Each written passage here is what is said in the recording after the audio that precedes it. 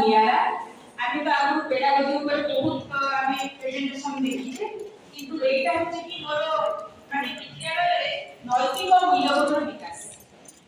वर्तमान सुख सुविधा बढ़ुची आयस आराम बढ़ुची मनुष्यर मन किंतु बढ़ु आज अहंकार समस्त भाग जदि ए दिगो आमे टिके देखिबा ताहे काहे कि प्रत्येक क्षेत्र में अशांति अराजकता देखा जाଉଛି जदि आमे प्रत्येक दिगो को देखिबा ताहे लागछि कि दिनकु दिन आध्यात्मिकता अवरोध घटिबाय लागिछि एवं नैतिक मूल्यबोधर अभाव परिलक्षित होछि एही परिप्रेक्षी रे मु जेते बेले हमर तापसार को आलेख्य विद्यालय आत्मा मु पढिथिली खबर कागज सेते बेले मो मन प्राण शरीर को आंदोलित करथिला सार द्वारा कहिबा अनुसारे जेते बेले जदि हमर विद्यालय स्थूल शरीर हुए शरीर एवं छात्र छात्री शिक्षक शिक्षयित्री अभिभावक मानक मध्य किबा मधुर संपर्क होछि हमर आत्मा तो जेते बेले मु आज सीएससी हिसाब रे कुसुमटी छानकर कष्ट रे जोग देली सेते बेले विद्यालय आत्मा को सबके खोजिबा पाइ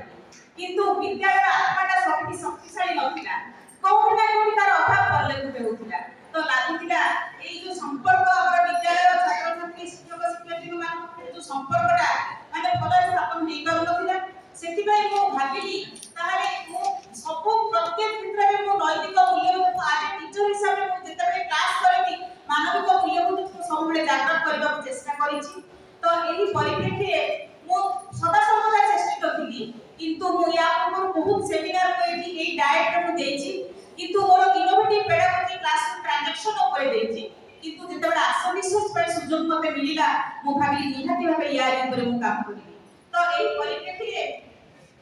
मोर जेते बेले television class YouTube live class को परीक्षाए मोर निज सोच खरच के लेखा मु किछ मो पाखरे थिला जेते बेले मुख्यमंत्री शिक्षा पुरस्कार प्राप्त हो पाइली जेते बेले तो सेही टंकाटा कही माने पिला मानकर नैतिक मूल्यबोधर विकास पाई मु जेते कविता को पाखरे थिला से कविता को एकाठी करी तार संकलन बाहर कर देथिली तो एई कविता गुडा को नेकी मु प्रत्येक क्लास रे एफएलएन छात्र छात्री मानक मध्य मूल्यबोध जागृत करबा को चेष्टा करिछि आ प्रत्येक कविता रे मोर गोटी गोटी शब्द रे मानविक मूल्यबोधर जागृत किछि आ एटा मोर अनुभव र कथा माने जेंति कि आमे बायु को आमे अनुभव करू भगवान आमे अछंती बोली आमे अस्तित्व करू किंतु आमे देखि पारुना ठीक सेही परि मु 100% प्रैक्टिकली मु कामडा करिछि आ मु अनुभव करिछि आ मु कोन पाइछि कोन नै आमे टिके देखिबा वर्तमान